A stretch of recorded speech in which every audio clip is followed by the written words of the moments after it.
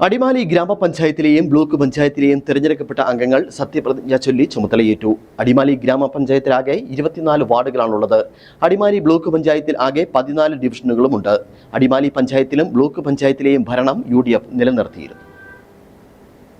24 വാർഡുകളുള്ള അടിമാലി ഗ്രാമപഞ്ചായത്തിൽ 18 സീറ്റുകളിൽ വിജയിച്ചായിരുന്നു UDF ഭരണം പിടിച്ചത്. ഒരു വാർഡിൽ വിജയിച്ച സ്വതന്ത്രനും UDF-നൊപ്പമാണ്.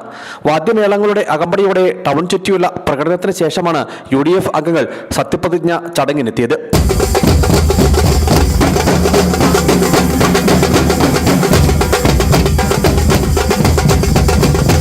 ഗ്രാമപഞ്ചായത്ത് ടൗൺ ഹാളിലായിരുന്നു സത്യപ്രതിജ്ഞ ചടങ്ങ് ക്രമീകരിച്ചിരുന്നത്. 18 UDF അംഗങ്ങളും 2 സ്വതന്ത്ര അംഗങ്ങളും 4 LDF അംഗങ്ങളും സത്യപ്രതിജ്ഞ ചൊല്ലി സ്ഥാനമേറ്റു.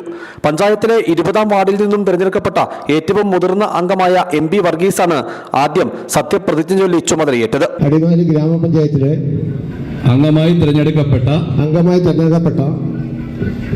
MP വർഗീസ് എന്ന ഞാൻ നിയമാനുസരണം നടപ്പാക്കിയ ഇന്ത്യൻ ഭരണഘടനയോടും ദേവികുളം LR തഹസിൽദാറായ ജിജിത്തായിരുന്നു വരണാധികാരി ആദ്യ അംഗത്തിന് സത്യവാചകം ചൊല്ലി നൽകി.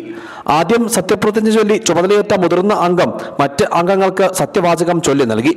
12 UDF അംഗങ്ങളും 2 LDF അംഗങ്ങളുമാണ് അടിമാലി ബ്ലോക്ക് പഞ്ചായത്തിൽ സത്യവാചകം ചൊല്ലി സ്ഥാനമേറ്റത്. ആനച്ചാൽ ഡിവിഷനിൽ നിന്നുള്ള മുതിർന്ന അംഗം തുളസിഭായ് കൃഷ്ണനാണ് ആദ്യം സത്യവാചകം ചൊല്ലി സ്ഥാനമേറ്റത്. ഭരണാധികാരിയായ ജോയിന്റ് രജിസ്ട്രാർ റൈനു തോമസ് സത്യവാചകം ചൊല്ലി നൽകി.